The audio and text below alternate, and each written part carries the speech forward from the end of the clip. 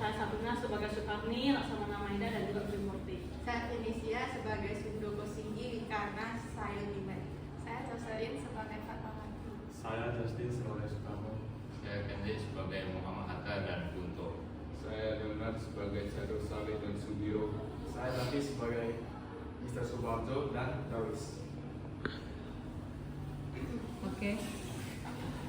Dengan berat hati mendengar keputusan tersebut, para pemuda pun meninggalkan kediaman Soekarno. Tapi mereka tidak putus asa. Mereka pun menyusun strategi bagaimana membujuk Soekarno dan Muhammad Hatta untuk memproklamasikan kemerdekaan sesegera mungkin.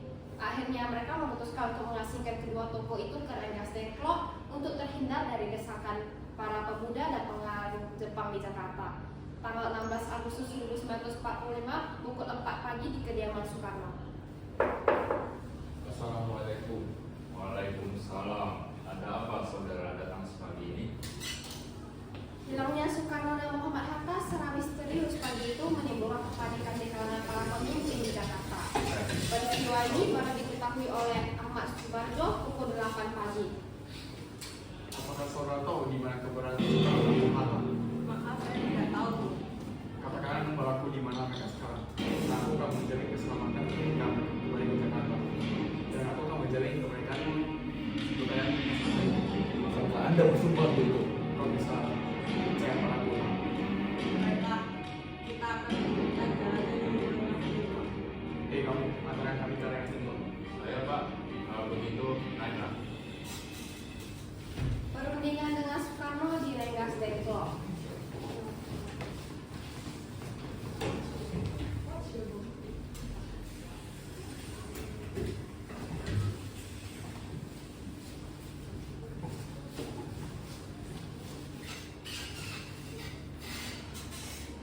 Jelaskan, mengapa kalian membawa saya ke sini? Maafkan kelancangan kami, tapi ini demi keselamatan Anda. Kami ingin membahas masalah proklamasi kembali. Bukankah temponya sudah kami katakan kepada kalian? Masalah kemerdekaan akan dibahas dalam sidang PPKI. Memang benar adanya. Tetapi kami semua berpendapat mengapa harus menunggu harus diproklamasikan oleh Jepang dan menunggu hasil sidang PPKI kalau kita bisa bergerak sendiri. Pendapat kalian benar. Namun kita masih terlalu dini untuk merdeka. Selain itu, kita masih membutuhkan bantuan dari Jepang untuk merdeka. Bagaimana bila tekanan Jepang terhadap kemerdekaan hanya janji manis belaka? Apa yang akan dilakukan? Apakah selamanya menunggu janji itu? Kita harus memproklamasikan kemerdekaan sekarang juga demi rakyat yang sudah terbelenggu oleh penjajah di tanah air mereka sendiri. Mereka berhak bebas dan sekarang saatnya. Tenang saudara sekalian, mari kita bicara dengan kembali. Tidak perlu ketegangan.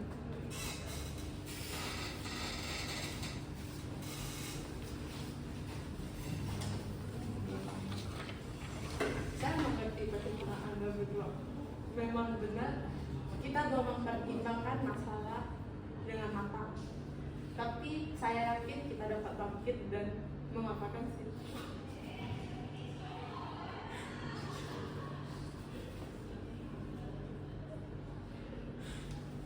Dan kami akan memanfaatkan situasi ini dengan baik.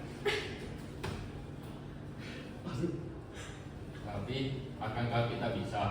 Apakah semua mungkin dilakukan? Tentu mungkin, asalkan kita berusaha, kami akan menemukan jalannya.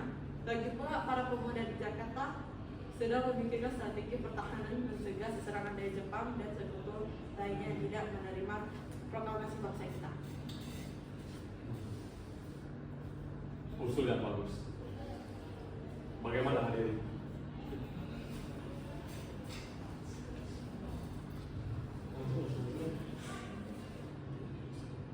Pada pukul 5.30, rombongan dari Jakarta tiba di Rengas Dengklok untuk menjemput.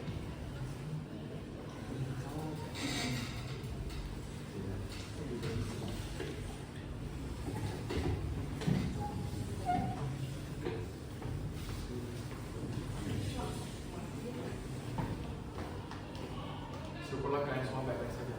Jadi bagaimana keputusannya? Kami setuju, kemerdekaan akan dilakukan tanpa campur tangan Jepang. Bagaimana jika besok sekampung pemuda di Jakarta sudah bersiap?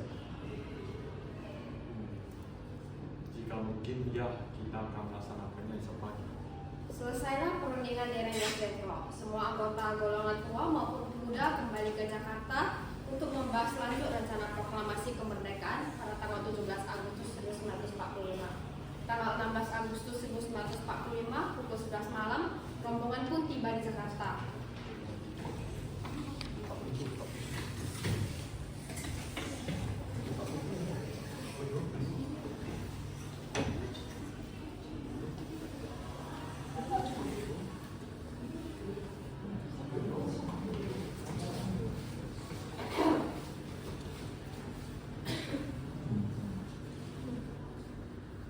Bagaimana kita membahas tentang naskah proklamasi untuk mendeklarasikan kemerdekaan kita ke Soekarno?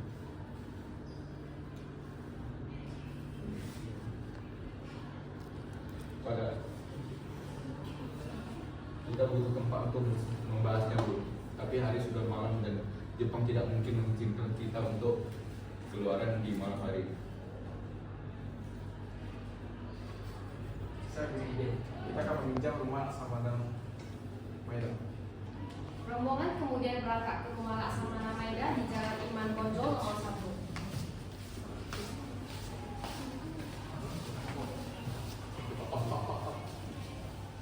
Selamat malam, ada apa Bu?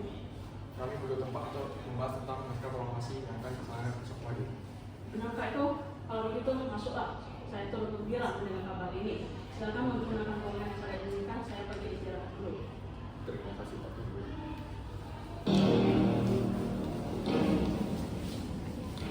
Perumusan teks proklamasi dilakukan di rumah makan Maeda.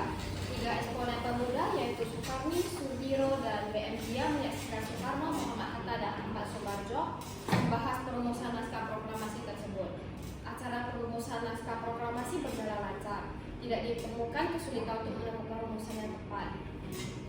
Sebagai hasil pembicaraan mereka bertiga, diperolehlah rumusan yang ditulis sama oleh Soekarno. Pada tanggal 17 Agustus pukul 4 pagi dibacakan rumusan naskah proklamasi untuk pertama kalinya di depan para hadirin yang berada di rumah Maeda dan langsung disetujui. Namun kemudian timbullah persoalan tentang siapa saja yang akan menandatangani naskah proklamasi tersebut. Menurut saya, tanda tangan ini yang ditandatangani oleh anggota PPKI. PPKI kan lembaga Jepang dan kita sudah menyetujui bahwa kita akan melaksanakan proklamasi tanpa campur tangan Jepang. Kau benar, Pak. Bagaimana ini, Bu? Adakah dari kalian yang punya pendapat untuk masalah ini? Bagaimana jika naskah ini ditandatangani oleh hadirin yang datang saat ini, seperti Amerika ketika menandatangani teks deklarasinya? Jangan, kita tidak boleh sama. Kita harus berbeda dari bangsa lain. Lalu bagaimana kita mengenal?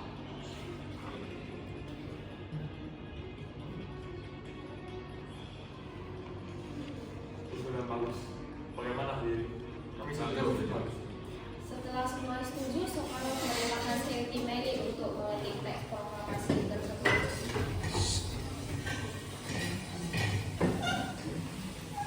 Soekarninya mana ya? Dilewatkan ya?